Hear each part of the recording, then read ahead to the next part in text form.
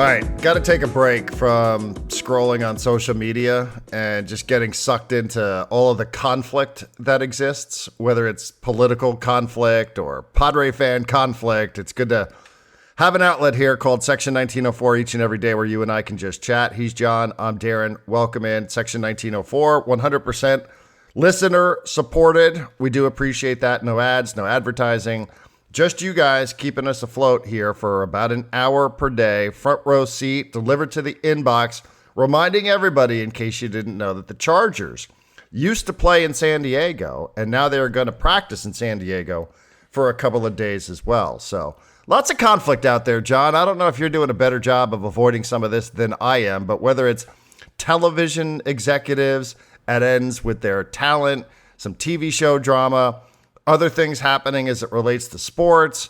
Feels like both the Republicans and the Democrats are starting to tear each other apart right now for different reasons, but there's just a lot happening out there.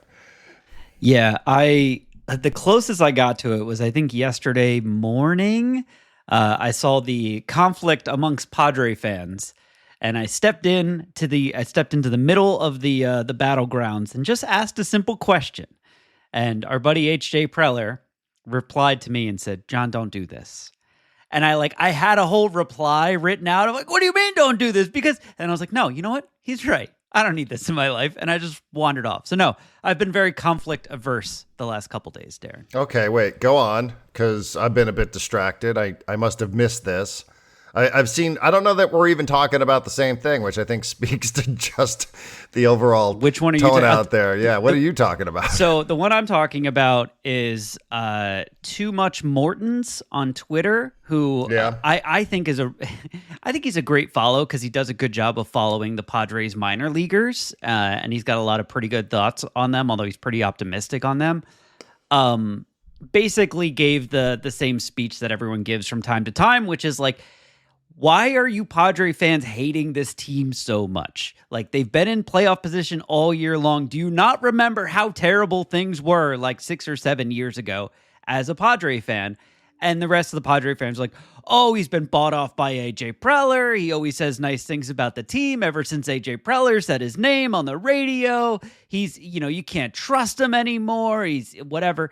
And I just wandered in and I was like, isn't he kind of making a good point? Like, why should we hate this team that's probably heading to the playoffs? 6 or 7 years ago was an awful time to be a Padre fan. Like, when I wrote that, here's every trade that deadline that AJ Preller has done as GM of the Padres, like, I didn't have to go back too far before it got really dark. And I was like, oh man, I forgot that, it was like trade deadline and the Padres are in dead last in the NL West heading towards something like 90 losses. Like, those were bad times, and I'm glad we're not in them anymore. So I almost agreed with him. I guess I kind of am agreeing with him. But yeah, I was told to stay out of that one. Apparently, I wanted no part of that. So. Too Much Morton's. This is Giannis Antetokounmpo. Yes. I think officially, right? Yeah, I think that's his, that's Do you know that person? No, I know his name, which I won't say because it's not public on Twitter. Okay. And I so you know don't want to dox him? This is somebody we have to worry about doxing? Yeah, I don't even know if I know his real name, but I know people who know him, who are friends with him, that will, sometimes pass along messages and stuff. I asked him years ago if he wanted to come on Padres Hot Tub as a guest and talk Padres because I like his Padre takes, and he was like, "Nah, I don't do podcasts." I was like, "Okay." Oh. But I don't really know him at all. I thought he was, everyone was very quick to be like, oh, this is the Grupner take. This is the Grupner. Oh, if you were in a coma and you woke up and I told you that the Padres were, a playoff contender and they had this payroll, blah, blah, blah, you'd be like, wow, this is amazing. And people really hate that Grupner said that, but I kind of think he's right. And I know that's probably going to get me some heat on social media, but I kind of think he's right. So, that's the that's the conflict I'm trying to stay out of, Darren. Correct me if I'm wrong here, as I will just see if I can fuel this just a tad. Fantastic. But this is an account on Twitter that once upon a time I do believe, and I actually talked about this with people who worked for the Padres, was having information given to him by what we believed at the time were former Padres employees. Yes. Who probably reached out to him, disgruntled ex-employees, who, to hear them described by people who were there, still working with the Padres, we're kind of given a lot of responsibility and we're given opportunities to do things and ended up just bitching about it after they left. And maybe they went on to go to the Washington Nationals or something. I think that's the last time I checked in on some of that. But those guys were out there, and he really took it to Preller on social media, which, I think gets a lot of run, and people will obviously gravitate towards that sort of stuff. Whether they agree or disagree, they'll gravitate towards that sort of stuff. And forgive me for not really knowing. Like there was a total pivot, right? Like there was a total change in his approach to Preller. It was, this is awful. People are telling me things. Now it's, hey, it's really not. It's pretty good, isn't it? Right? Like, so that's I don't know who this person is, and I don't want to spend a ton of time talking about the drama that exists on social media, because it's just one thing that I tried to stay away from. Yeah. I only interacted with that person one time. I thought he misrepresented me pretty poorly on social media, and I told him, I literally DM'd him and said, like, you didn't listen to this show, and you are just taking a little thing that somebody totally took out of context, got aggregated, and and you are turning this into something that it is not. And I actually went and got the whole clip so he could understand the context. It was about Luis Camposano, as a matter of fact. I remember that because I said something. He accused me of making something up. And I was like, nah, dude, you can say a lot of things about me, my career. You can say whatever you want to say about some of my opinions, but I've never made anything up just for the sake of engagement. And I sent them the longer clip, and I was just like, yeah, whatever. So, whatever. It's not my thing to be into that mix, but that's interesting. I didn't realize that was going on. I thought you were going to take us down the pathway of the Epstein files or Hunter Biden. But instead, I wish, Darren, we could talk about that instead. I'd be much more comfortable with that. And it all sort of sounds it sounds silly, doesn't it? Like when we're sitting here, Auntie got a poodle, or should we talk about the Epstein files and Hunter Biden? Yeah. Our own little drama is whatever we want to make out of it, I suppose. Well, hey, listen, the Padres. Remember the San Francisco Giants in 2010? They used to win a lot of close games, and they used to call it torture. Right? Every night they would win a game, they would say torture. What is this? Do we have one of these? The Four Horsemen going out there for the Padres? Do we have any of that? I mean, isn't this our version of Grit Squad? This is the Grit Squad. They can pull off a one-run lead or one-run win because the Four Horsemen come in and they're right. By the way, the Four Horsemen. I know Mike Schilt's probably like a wrestling fan, so he's probably taking it from that direction, but the Four Horsemen are a terrible thing to see coming. They are the Four Horsemen of the apocalypse. They are the sign that the apocalypse... whatever, I don't need to get into all that.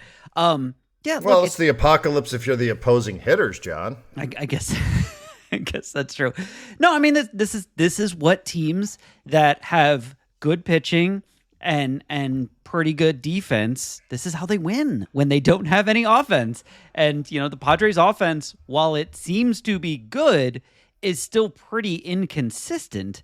And there's two ways that can go. Either one, you're completely out of the playoff picture and you're a disappointment. Or two, everyone's like, wow, they keep winning one-run games. And this is a team that keeps winning one-run games because they have enough defense and really good pitching and probably the best bullpen in baseball. And that really helps. Yeah, I think statistically it's second behind San Francisco. For the record, I can't be the only person to have looked this up. The Four Horsemen of the Apocalypse, traditionally identified as conquest, war, famine, and death. Those are the Four Horsemen of the Apocalypse. I don't know if you have any designation for any of the Padre bullpen. Which one? Who's famine? Which one is famine? Famine, which conquest, death, and what was the other one? War, famine, conquest, death. I'm assuming Suarez is death because it's the end, right? Right. Famine, I would say, is probably. I would say that is probably Estrada because he's a big strikeout guy. So you're not getting any hits against that guy. Okay. Conquest, I think, can be more honed because he's turned into a little bit of like the fireman who comes in. That's what I was thinking. Mm-hmm. And then plus there's some, you could take that a couple of different directions with Conquest and him. Oh yeah, I was going to say let's not, but we could get into Melanie if you want. And then what's did you give War? War. Sure, that could be Jason Adam. That's fine. I probably would give War to Estrada because Adam seems more the type where he's just gonna kind of starve your bats out for a couple of hitters until he gets out of the inning, where it feels more like Estrada's coming for you. He's like, come on, I'm gonna strike you out, I'm gonna take you down, I'm gonna kill you type of thing. But yeah, we can have differing opinions on those. I like that. Okay. Yeah, I mean, I guess if we're gonna go with this, if we're gonna actually support Schulte. Yeah, I mean, but that's the way it is. You had Jackson Merrill who ran through a stop sign, and the Four Horsemen went out there and closed it down. And I guess there's no real point in even talking about Randy Vasquez anymore. I mean, there just isn't. Who cares if the guy goes 5 innings at this point? It doesn't matter. No. He allowed a lot of contact, and Morejon's a real weapon. So, what difference does it make? I know I texted you on that, and I was like, oh, okay, maybe we'll tuck that away for tomorrow's show. But honestly, John, who fucking cares? Well, so this is what I took away from the game last night. It wasn't that I was upset that Randy Vasquez got pulled before he even hit 70 pitches. It was that Morejon went almost 2 full innings. And I was looking at that, and I was like, he's got one more arbitration year, and then he hits free agency. And the Padres have had a lot of success with some of these guys where they go, hey, we know everyone else sees you as a reliever, but we know that you want to be a starter. If you stay here, we'll give you that chance. And I wondered, I know this is a dicey topic to get into with Padre fans and Padre media, but I wondered if maybe they're thinking about stretching Morejon out next year and being like, we'll give you that chance to be a starter but you got to sign a 3-year deal or something like that. I was more struck by the fact that Morejon has been the guy that they call upon when they need someone to go longer than an inning out of the bullpen. That is interesting to me. Yeah, I mean, he's a weapon. There's no doubt about it. I mean, listen, you don't need me to say that. He went to the All-Star game. So, yeah, it's against their lefties, it made sense. Again, and this is the way, if you get to the postseason, this is the way these postseason games go. You are shortening the games. That's what it's all about. So, I don't have a ton. Padres will play again, and I think the game sort of spoke for itself. I'm trying to think if there's anything even related to the Padres that would be interesting for us to get into. I can't think much of anything. I know there continues to be the banter about what it is that may or may not happen at the trade deadline. I think we covered that yesterday. I haven't heard anything personally. I see what everybody else is reporting out there on social media.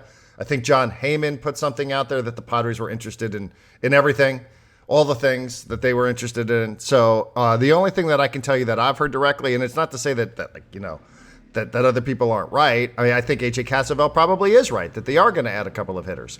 I think that other reporters probably are right when it is that they talk about the Padres.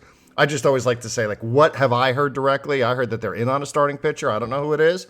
Somebody suggested yesterday on our Discord channel that Seth Lugo has been linked to the Padres. I hadn't seen that, but I've seen it on the Discord channel.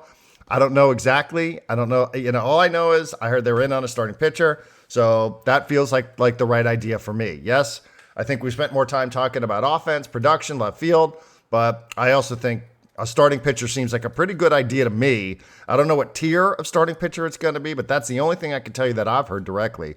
The other stuff, I believe the reporting. I know sometimes it gets a little ridiculous because he will literally pick up the phone and call in on everybody. And the other thing I think that's floating around, and I heard Kevin Acee yesterday, John, talking about this. Kevin was on the John and Jim show, and I guess Kevin has been saying, and you linked it, that Jake Cronenworth is a player that the Padres very well could move to free up a little bit of money to help bring somebody back in here, whether it's a starting pitcher or a left fielder type. So I don't know if you have any take on that, or if you have any, one way or the other about Jake Cronenworth. It's impossible to know because we don't know what the return is going to be. But it seems like that name has been put out there a bunch by people that are close to it, people closest like Kevin Acee. Yeah, I like Jake Cronenworth. I don't love Jake Cronenworth. It's not like I feel like there's such a huge drop off from Cronenworth to Jose Iglesias that, it should prevent them from moving Cronenworth for a deal that they think makes the team better. So, kind of like I'll see when it happens what I feel like at that point. You are, but if you do that, you're trading away a starter. You're taking kind of the only guy off your bench who's been good this year and putting him in the starting lineup. You're just making a weakness, your bench, even weaker. But it is what it is. This is the one that I saw this morning. The trade idea. This came from Mike X. How would you pronounce this last name? Axisa. Axisa. Sounds right. Okay, so he works for CBS Sports. He predicted, for whatever that means, that the Padres would trade for with the Baltimore Orioles for Cedric Mullins, good outfielder, and Zach Eflin, who I feel like was tied to the Padres in some way, shape, or form. Was he traded away by Preller in like 2015? Is that why I remember him? I think so. Okay, I think that sounds right. He didn't even say what would be going back, but he thought that these two players going to the Padres was a good fit for everybody. So there's another starting pitcher to throw in the works there. Okay. Yeah, I don't know. I mean, I tend to think that this is, I understand when you have so much time on radio that you have to kind of go through all these names because it just becomes an exercise in killing your clock. Yeah. I'm trying to say, like, listen, I got 4 hours, man. Yes, I'm literally going to go name by name here, even though maybe one of these guys ends up getting traded to the Padres. Maybe. Or it might be something that none of us can possibly predict because nobody's reporting on any of this sort of stuff. And anything that gets floated out there is usually being floated out there for some sort of purpose, specifically. So, yeah, I understand. You got to go through and be like, well, would you like this guy or would you like that? We all understand. When you got to sit in that chair for that long, you're desperate for anything. You're like, yes, I will literally read every name that Jeff Passan has posted on ESPN.com. He's got 50 of them. Yes, and I will go through all 50 of them to find out how many of these could be a potential fit. And then Preller will do something where he goes completely away from that and has something totally different. So, I understand. Is it fun? Do people like it? I guess. But, do you ultimately feel at the end of that segment like you totally wasted everybody's time? 100%. Okay, wait, let me do one last thing on Padres before we move on.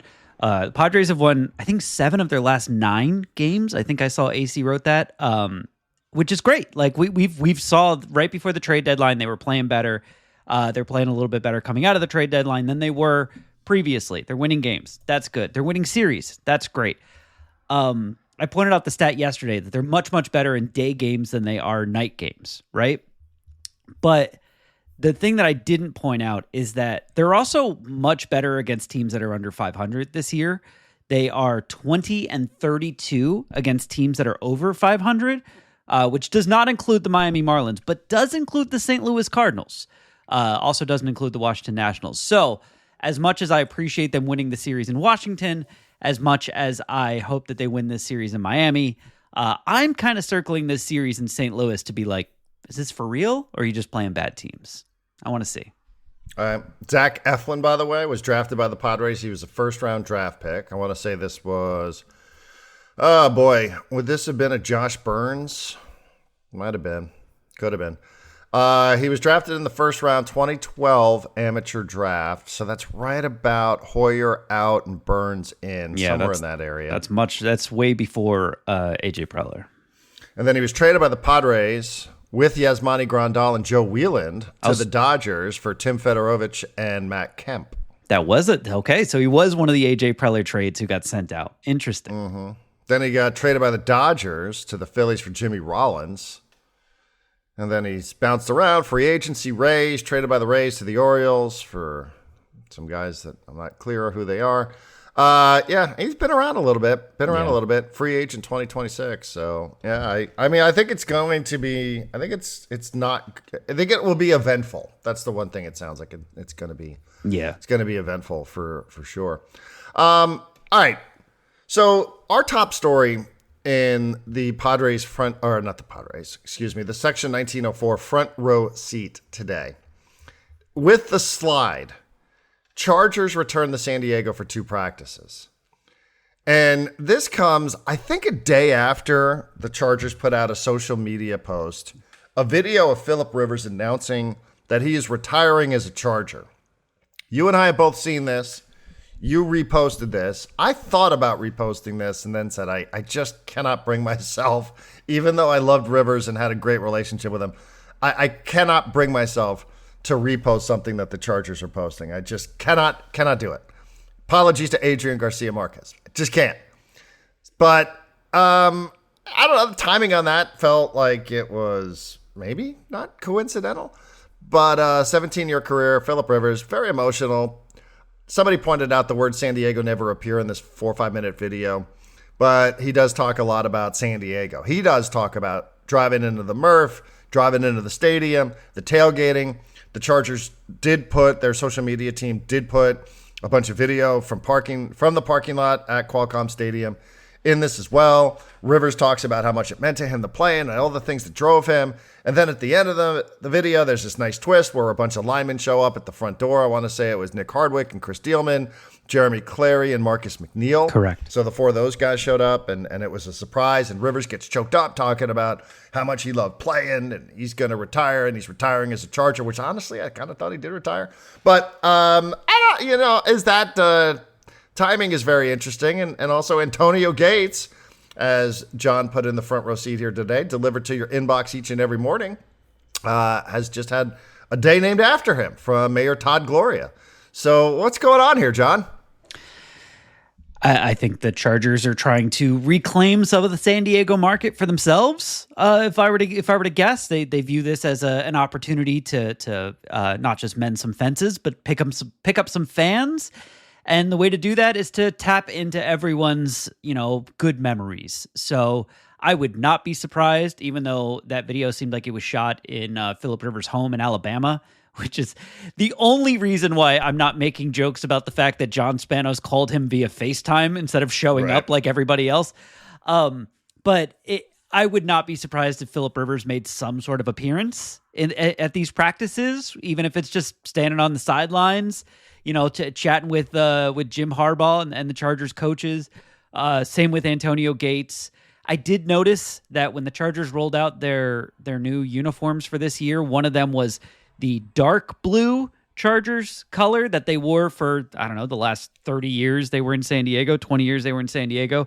And they specifically said they were wearing it to honor those Antonio Gates, LaDainian Tomlinson, Phillip Rivers teams. Actually, they left Phillip Rivers out of it. They said LaDainian Tomlinson, Antonio Gates teams.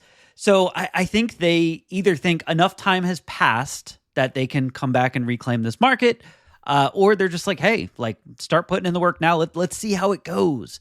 As you pointed out, I had completely forgotten. They did something similar to this last year. Didn't they have practices in San Diego last year as well, or a practice in San Diego last year? I don't think I did point that out because I don't. Did that actually happen? Maybe Darnay Tripp pointed it out when I was talking to him. I'll look this up. Someone had told, I was having this conversation with somebody, and they were like, they did practices in San Diego last year too. And I was like, what? I don't remember that at all. It must have completely flown under my radar. You can vamp for a little while I look this up, but it definitely feels like a little bit of a love letter to San Diego. Not a forgive us, but hey, remember the good times? Which is why when I reposted the front row seat on Blue Sky this morning, I said, your ex is back in town. It feels it feels like getting a text like, hey, what have you been up to? You still single? Yeah. And I find this to be annoying, to be frank. I think the fact that they're here is annoying. I don't care what Jim Harbaugh's connection is to San Diego. I just find all of it to be really, really annoying. And I used to hate when stuff like this would happen because, I used to work with people who'd be like, oh, the Chargers. Oh, the Chargers are back. And you might be one of these people. The Chargers, and it gives me feelings, and I don't know how to explain it. Like you said, my ex is back in town, and I just can't turn the phone away. I can't turn the phone off. I've not moved on. And it feels like people it just feels like people still, are in their emotions about this, or in their feelings about this. And I understand there was a lot of good times. There was a lot of good times. You can't watch that video and not think, I do remember those days in the parking lot at Qualcomm Stadium with the grills going. And I love the way Rivers says it too. He's like, oh yeah, they're fired up today. All right. Just the way Phillip Rivers would say it. You could tell he would drive into that parking lot and be like, oh, they're fired up today. We got the Broncos here. And that's absolutely right. But in terms of any possibility of moving forward with any connection to any of the people that are in this organization, it's a big fat fucking no for me. None at all. Zero interest. Don't want anything to do with them. And I hate that this propaganda that they put out there works. I hate that because it's effective and it's really fucking well done. And I hate that it makes people like you get all weak in the knees because you have the Chargers back in town again. Well, no, hold on. I am not weak in the knees. I'm weak in the knees with nostalgia, not for like, oh, okay, we should get back together and I love the Chargers once again. It was more, I'm not going to say like, sometimes you think about times in your life and you're like, look, I'm happy with my current life, right? Like I love my wife, I love my daughter, I love this life that I have. But every once in a while, I think about those few years I spent in Philadelphia and all the good years, all the good times that I had there and the friends I made and the relationship that I had that was good at that time. And it's just like, man, that was special. I'm glad I did that. And like watching the Phillip Rivers thing, I was like, man, I'm glad that I remember. Like it was funny because he was going through all these big memories with the Chargers. And he was like, there was this game. And I was like, I remember where I was when that game happened. He's like, I remember this game. And I was like, I remember how I felt, where I was when that happened. And then he was like, and then that playoff game in 2018. And I was like, I have no memory of this. I have no idea what he's talking about, because that was the point when I wasn't covering the Chargers anymore. I wasn't following them. I wasn't a fan of them anymore. And I had moved on. And there was a couple times where they had like a shot of Phillip Rivers and they got the back of his helmet. And after they moved, the back of his helmet had all the way written across it, Los Angeles, like on like the neck thing. And I was like I saw that and I would just be like, ugh, like that wasn't the Phillip Rivers I rooted for. And that's why it was actually kind of special to me that the guys who came in, Clary, Hardwick, Dealman, and McNeil, I don't think any of those guys played in LA. I mean, maybe Hardwick did a little bit, but I think the rest of those guys were long gone before Phillip Rivers. Hardwick definitely did not remember, because Hardwick got himself in a little bit of trouble around town because he was very, very, very outspoken. Loyal to the soil, Darren. Very loyal to the soil. And then he's like, actually, maybe it's not too bad. Does he coach for them now? Maybe I should take a job in the radio booth. Maybe that's not the worst thing. I think he coaches for the Chargers now. He does. Yeah, okay. I think he's an offensive line coach for the team. Absolutely. Good for him. I see what they're doing here. Like I see what they're doing, and I'm not saying that they're bad at it. But what I am saying is, don't let it distract you from what it is that they actually did to this city and the lies that they told about the city. So don't let any of that distract you from it, because I'm with you. When Rivers was rattling off individual games, I was at some of those games. I was at the Darren Sproles game. I was at the Thursday night game, the Broncos in Denver. Game. Yeah. I was at that game. Marty and I went up there and did our show from there. That was an amazing experience to be down there on the field at the end of that game and inside of the locker room. That's when the bolo tie really became it had its coming out party on that Thursday night. So like I can live with all of those memories, but what I cannot live with is, any suggestion, yes, they were good times. They were good days. But, this whole idea of getting misty-eyed just because of the team itself, which happens to be here for a couple of days, to me, yes, the people, 100%. But the individuals, yes. The organization, no. Categorically, big fat no for me. Big fat no is always going to remain that way. And not just them, but for the rest of that league as well. I'm sorry. Like, it's just, it's easy for me to be dismissive of this because I never had an NFL team. I was never that much of an NFL fan. My father, like, strictly forbade us, like me, from rooting for the Jets or the Giants. Really? You want to, oh yeah. He's like, what? Fucking traitors. Move to New Jersey. I mean, fair. I'm a Buffalo Bills fan. I was like, Dad, I like in Canada. You even know where Buffalo is? It's 1,000,000 miles away from where we are. The Jets and Giants are 15 miles across the river. He's like, fuck them. So, that was how I grew up. I'm like, absolutely not. You were not allowed. If he could have, was adamant that they should change their name. You want to be in New Jersey? Be in New Jersey. Anyhow, not the point. But, so I never really had that level of connection to the NFL. I didn't know a lot of other people did. I didn't know a lot of other people did. And I try to be understanding of that. It's interesting. Since I moved to Imperial Beach, one of the things that you learn is there was a lot of people who live around the county who do feel like, hey, like the city kind of messed that whole thing up, right? Like that was a city thing and the county never really had much involvement in it, and maybe that's a half truth. Maybe there's a point to be made there. But, at least it's easier for people to feel like, we weren't responsible for that. That's something that the city folk messed up. So, I don't know. Maybe that's just a coping mechanism itself. But, whether it's what's happening with Gates, who, again, nothing against him, and Rivers in the video, and I liked it, and I was happy for him, I guess. I contemplating reaching out, and I was like, I'm good. Like, I'm good with that chapter.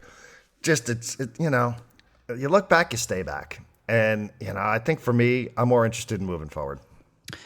Yeah, I'm right there with you. And hilariously enough, my wife had the same reaction you did last night. I'm watching that video on my phone, and she walks out. She's like, "What you watching?" I was like, "Oh, Phillip Rivers retired as a Charger," and they made a whole video about it. And she was like, "Didn't he retire like 5 years ago?"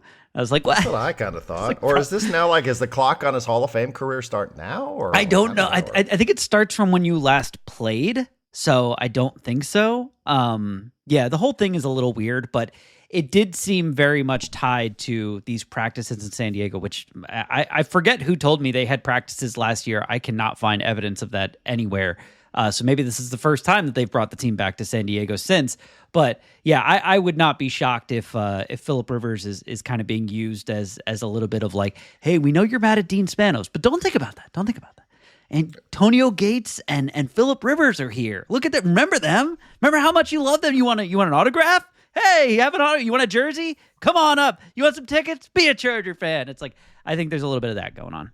Yeah, I mean, and I'm glad you brought up the John Spanos thing too. I mean, that's another part of this video. To have to watch that fucking worm, just to sit there and even see his face on the FaceTime. Get off of my phone.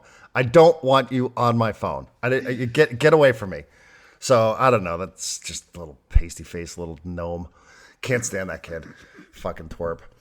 But, they are doing what they have to do. And, you do still see these billboards around town. The day that Jim Harbaugh got hired, John, there's a billboard right as you're moving on the 5 freeway from Chula Vista into National City. There's a big digital billboard that said, Harbaugh, get your tickets. And it's right there, right on the 5 freeway in San Diego. So it's not like they've ever completely let go of whatever connection they still have. And like I said, I think it does get to people's heartstrings. I mean, I feel like people in local media struggle with this all the time. I remember when they went to the postseason, I had to read this Derek Togerson soliloquy about how I thought I wasn't a fan, but I can't help it anymore. I'm like, Jesus. Oh, well, come on. What is your deal? So, and he's not alone. I don't mean to pick on him. Fine enough person. Yeah. I mean, but you could tell people have this kind of reaction to it from time to time. Anytime there's a news story, it's like, oh, are they coming back? Are they coming back? It's like, wait, no, we don't have to do this. We don't have to do this. They're just one of 32 teams that does not play in San Diego anymore. That's a very good way of putting it. That's the way I'm going to start putting it. I was actually having a conversation with someone the other day about why the Chargers and the NFL are probably never coming back to San Diego, why the NBA is probably never coming back to San Diego. And it led me to the conclusion of had the Padres actually left and not gotten Petco Park, they had gone to DC, I think was their plan. There'd be no chance that baseball came back to San Diego because all of this is timing. What happened to the Chargers got screwed on timing. If they had pushed for a stadium 10 years earlier, it would have worked. All of this is just really bad timing. And now once the LA market has its 2 teams and they view San Diego as a suburb of LA's market, there's just no one is ever going to push that aside. So the Chargers are never coming back. And when I put that on a TikTok video last week, I downloaded TikTok, by the way. Hey, be careful with that. It's addictive. It's just what I need in my life is one more app on my phone to spend time. But I talked about this with Darren Tripp, and then I posted the video where I said, hey, I was the biggest Charger fan in the world, and then they left, and then I wasn't a fan, but if they want to come back, I'll be a big fan again, but it's never going to happen. And there was 4 or 5 comments that were like, if you were a fan of the Chargers, and then you stopped being a fan when they left San Diego, you were not a true fan of the Chargers. And I was like, first of all, I was the definition of fan. I was a fanatic. It was my life. My life revolved around the Chargers for 8 years. And secondly, don't tell people how to fan. When they moved to LA, when they moved to StubHub Center or whatever, I was like, I'm going to feel this out and see if it feels the same or different, see if I like it, see if I don't. And it just turned out that, every time I looked at them and, Los Angeles Chargers, I was like, I have no tie to them anymore. They don't represent the city that I live in. They don't represent the community that I'm in. I might as well root for the, Tennessee Titans. There's no difference. And it's, but people have their different ways of fanning, Darren, and some people don't want to let go of the Chargers, and that's fine, but it doesn't have to be us. Exactly. It's just never going to be me. So, and I'm also just not going to understand it. I mean, I do understand the connection that sports has. I'm also somebody who would sit here and tell you amongst the teams that I root for most is the team that plays on a different continent. Right. So, I understand that you can feel passionately about something, but I do struggle with, I really, really struggle with anybody. I do not understand. Let me say this. I will not criticize, but I do not understand somebody who can feel that passionately about a team that did those things to this place. Sorry, I just don't. And you can say, well, what about the city? Yeah, the city stinks. I get it. I understand it. It is poorly managed. But a fucking college was able to build a goddamn stadium in the middle of Mission Valley. You're telling me that the NFL couldn't do it? Yeah. So, last I checked, state universities aren't exactly rolling in money. Yeah. The NFL, rolling in money. They couldn't figure that out, but a college could. San Diego State, J.D. Wicker, somehow they figured this thing out, but people with the NFL couldn't figure this out. I don't buy it. So, I just never will. And I understand it's not a $1 billion stadium. It's a $350 million stadium that in a lot of people's eyes leaves lots to be desired. But it's not the point. You can't convince me otherwise. You'll just never convince me otherwise that there couldn't have been more done for them to figure this thing out when I can go there all the time and I can see something literally there in its place. That just doesn't make any sense. You don't have to be an urban planner to understand it. They have billions and billions of dollars in the NFL and they just chose not to build any form of consensus around here. And we're going to probably get another one down here in Chula Vista at some point. These guys couldn't make it happen. I don't know. Doesn't make any sense. Anyway, said I didn't want to talk about this, and now we're like 15 minutes in. I know. So let's move on. Yeah, I guess. I don't know. I sent you a clip last night. Did you watch this clip of Dave Portnoy from Barstool Sports, who was announcing to the Barstool audience, I guess? I must admit, I don't watch a lot of Barstool. I have a general idea of its success, that he's going to be part of the big noon kickoff show on Fox. Did you end up watching that? It's about 13, 14 minutes.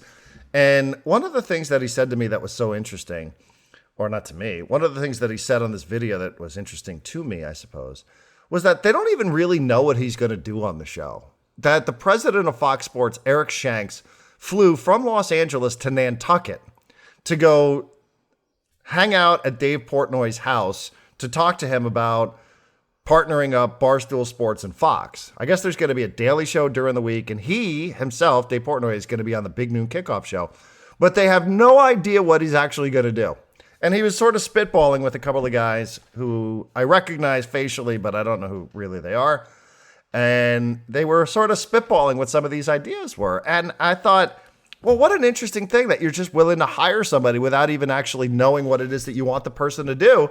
So does it matter what the person does, or is it just that they're bringing this person onto the big noon kickoff show that is the point? I guess it's the latter, right? When you don't even know that this guy's going to do interviews, or is he going to be betting, or like, I mean, objectively, I don't know that Dave Portnoy is a great sports analyst. I respect what they've built there. It's very, very profitable. Something John and I should probably pay some attention to, just in terms of how things are done, do's and don'ts, et cetera, et cetera. But I just think that's such an interesting thing that you have. I think Urban Meyer's on that show. I think Matt Leinert's on that show. It's hosted by Rob Stone, not the musician, but the talking head.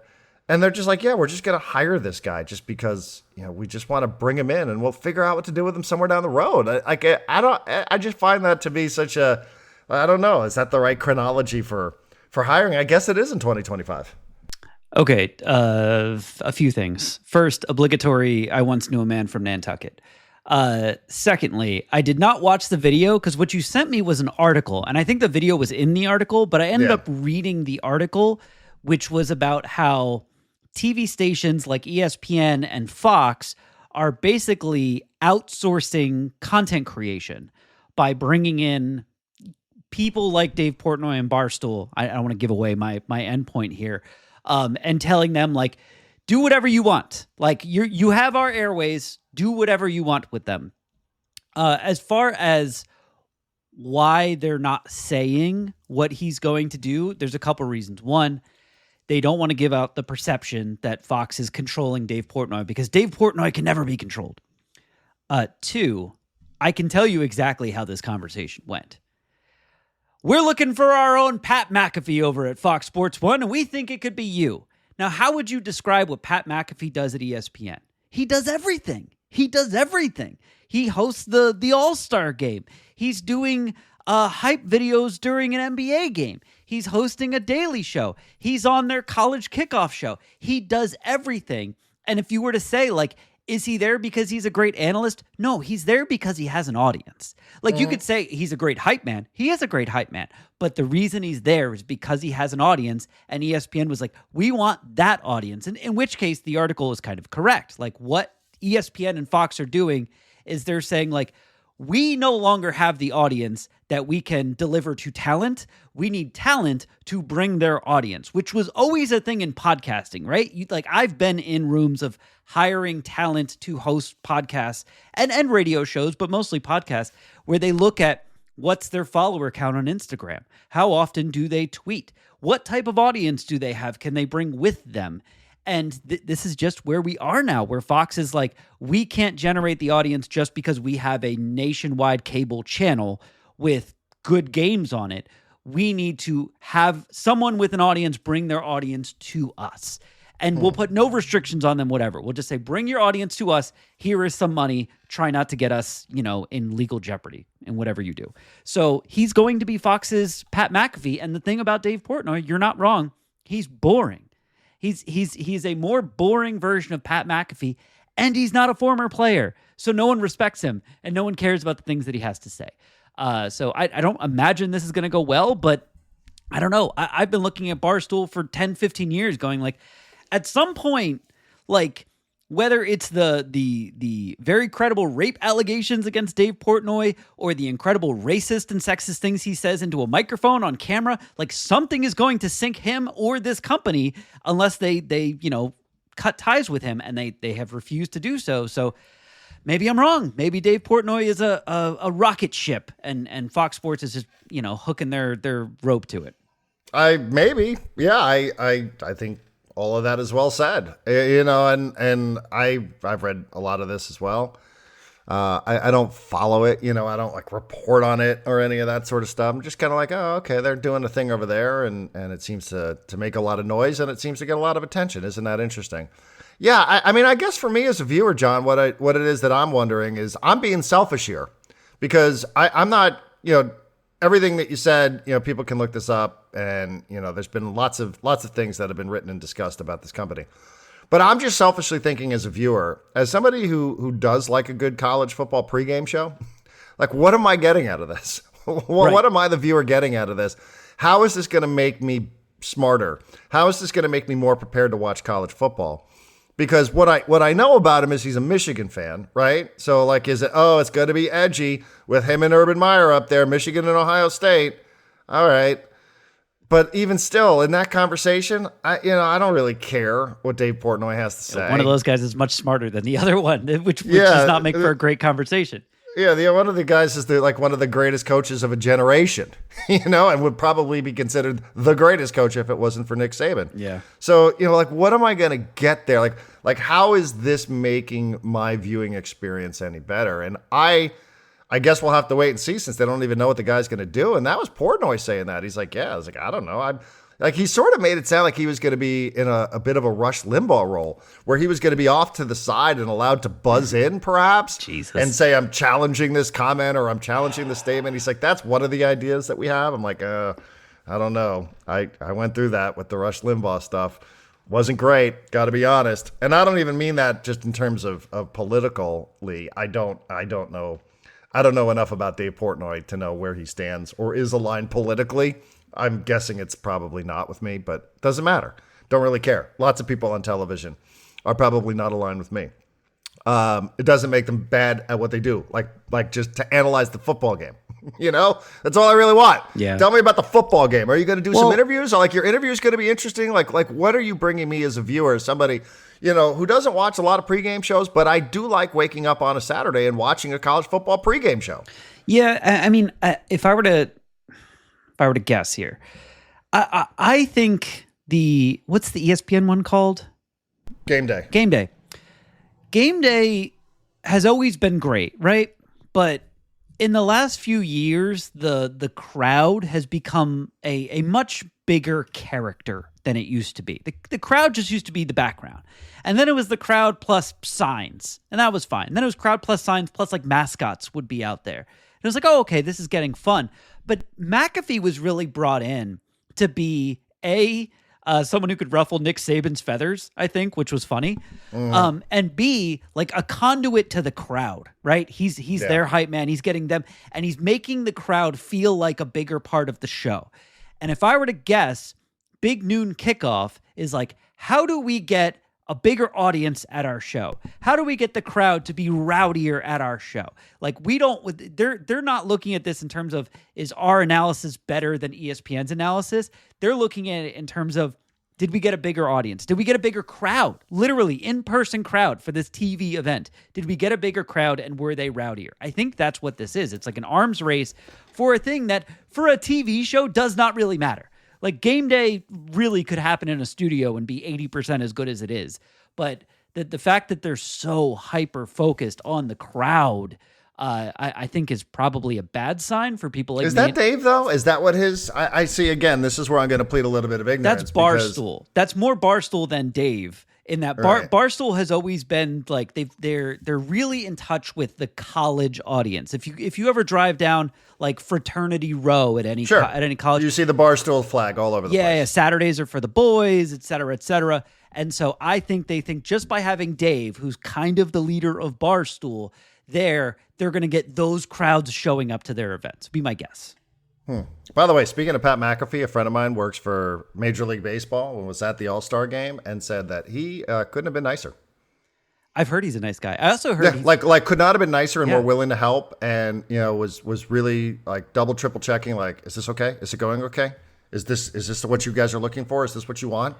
And even said, this person was telling, like, I had pretty low expectations, and he was really good. Like, he was really quite pleasant to work with, and seemed to really to want to do a good job. Like, he wasn't there just to jack himself off in front of a bunch of people. He was actually really into it and wanted to make sure that everybody was happy with what he was doing. So he's a performer. I was happy to hear that. Yeah. I don't know. I just guess I don't know enough about the other guy to know if that's really what he does. Because I think your point is right. Like, what I know about that guy is the pizza stuff, which is a great bit. It's a great bit.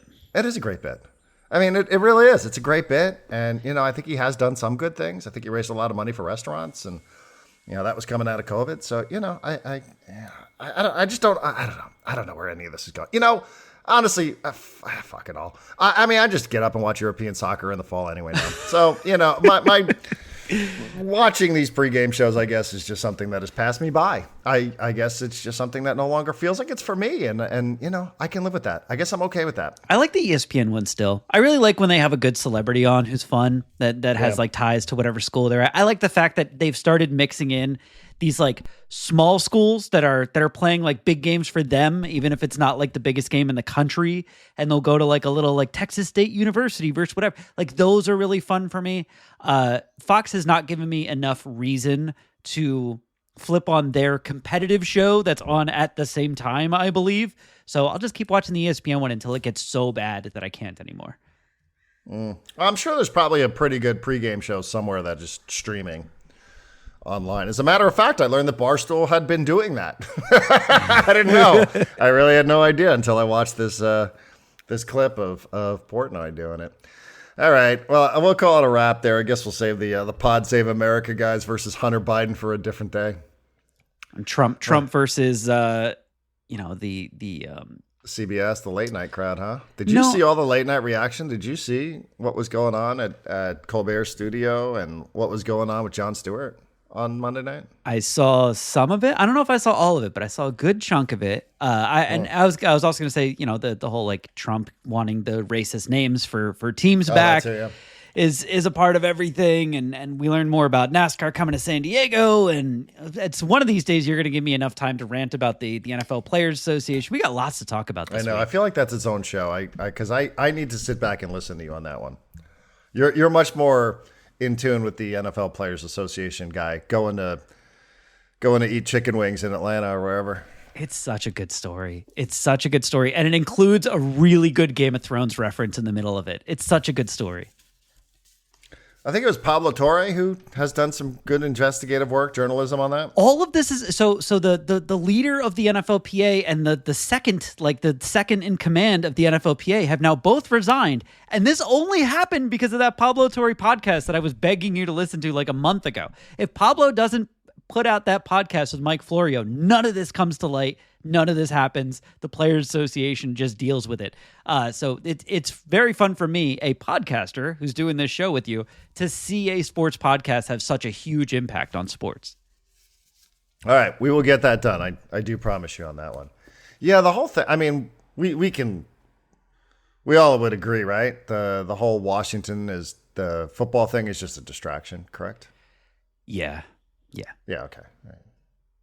Nobody's actually thinking about this. No, I did find it interesting that Trump threw out there, like, hey, I know you want a new stadium, and I'll prevent it from happening in D.C. unless you change the name back to the racist name.